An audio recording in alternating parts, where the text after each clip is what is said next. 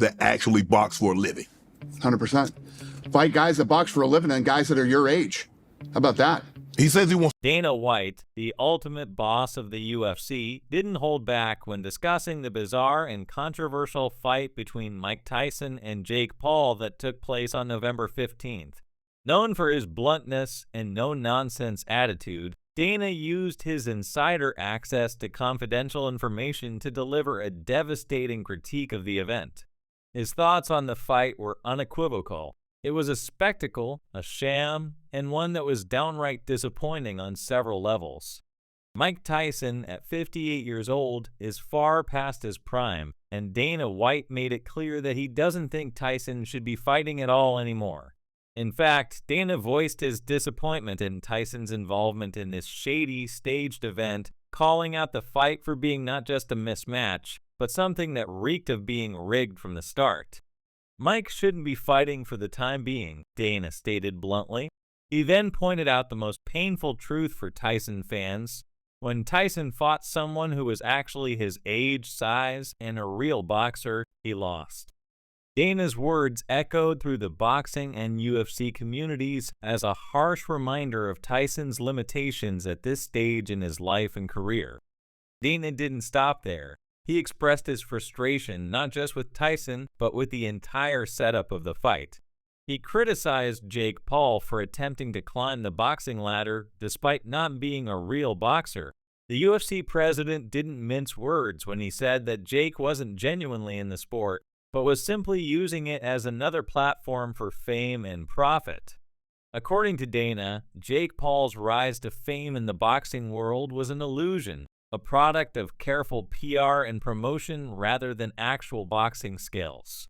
"If you think this kid is going to do anything to me, you're out of your mind," Dana quipped, throwing shade at Jake Paul's ability to box at a professional level. He pointed out the obvious. Jake Paul tripped while walking down the aisle and had trouble going upstairs with a knee brace. And yet, despite all these signs, Tyson didn't seem to be able to do anything about it during the fight. The fight was nothing like the high-stakes spectacle people expected. It lacked the excitement and intensity that Tyson's fans had hoped to see from a comeback, and Dana's insider knowledge suggested that there was a bigger story behind it all. According to Dana, the entire event, including Tyson's participation, smelled fishy. He even alleged that Jake Paul wasn't just faking his way through boxing, but was also possibly juiced to the gills, accusing the YouTuber-turned-boxer of using steroids to enhance his performance. Dana believed that Jake's physical transformation and seemingly endless stamina didn't add up, suggesting that performance-enhancing drugs were a key part of the picture. In Dana's eyes, the fight was never about genuine competition. Instead, it was about creating a narrative, an illusion of an epic clash between two icons, one a boxer and the other a media personality trying to prove his worth in the ring. But in reality, Dana believed that the fight was far from a true contest. "This whole thing was scripted," Dana said, adding that the leaked details he'd come across indicated that the match had been planned from the beginning. The punches may have flown, but the outcome was already decided. According to Dana, it was all just another flashy narrative created for public consumption, a way to inflate Jake Paul's public persona and build hype for his next big payday. Dana's criticism wasn't just about the fight itself, it was about the broader implications for the sport. He accused both Tyson and Jake of reducing boxing to a mere circus act. Tyson, once a heavyweight champion and a feared force in the ring, had now become part of a spectacle designed more for TV ratings and social media than for legitimate boxing. Dana lamented the fact that Tyson, who had once been an unstoppable force in the ring, was now participating in something so far removed from the sport he once dominated. The entire setup of the event, according to Dana, was a strategic financial move. With Netflix reportedly involved, it seemed like the fight was less about the sport and more about creating a shiny new product to sell.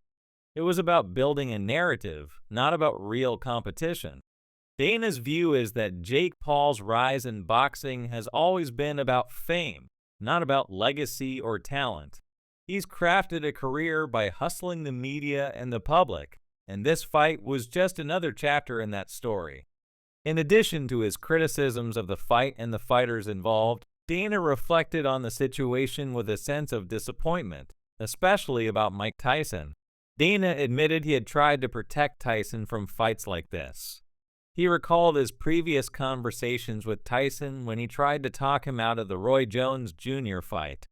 He was concerned that Tyson, at his age, would not be able to perform at the level he once did, and he didn't want to see Tyson get hurt.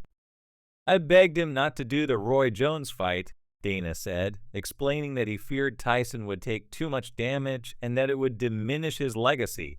The Tyson-Paul fight, according to Dana, wasn't just a one-off embarrassment for Tyson, but a sad reflection of where the sport had gone. Dana's harshest criticism wasn't aimed at Jake Paul, who he believes is just playing the system, but at Tyson for being part of a spectacle that undermines the legitimacy of boxing as a sport.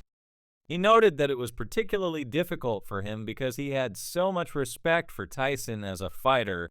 Tyson had been one of the best to ever step in the ring, but now, according to Dana, he was tarnishing his own legacy by getting involved in these staged, money-driven spectacles. For fans who grew up watching Mike Tyson dominate the ring with brutal efficiency, this was a tough pill to swallow.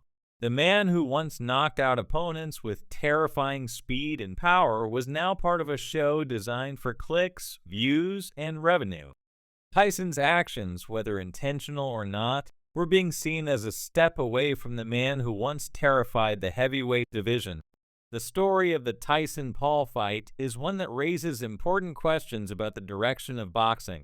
While Tyson may have been a legend, his involvement in such a scripted and clearly commercialized event only added to the growing skepticism around celebrity boxing matches. With Dana White pulling back the curtain on the shady dealings behind the scenes, it's clear that the public is starting to see these events for what they truly are: well-orchestrated spectacles aimed more at profit than at preserving the integrity of the sport. Ultimately, the fight left fans with more questions than answers. Was Tyson too old and too far removed from the ring to be fighting at all? Was Jake Paul's success built on nothing more than clever marketing and a well-crafted illusion? And how much of the fight world is really just a business, with less emphasis on real competition and more focus on making money and creating viral moments? Dana White, as the UFC boss, made it clear that what happened between Tyson and Jake Paul wasn't something he would endorse. Whether or not the fight was scripted, the entire event lacked the authenticity that boxing fans crave. And as Dana White continues to make waves with his no-holds-barred commentary, it's clear that the fight world may never be the same.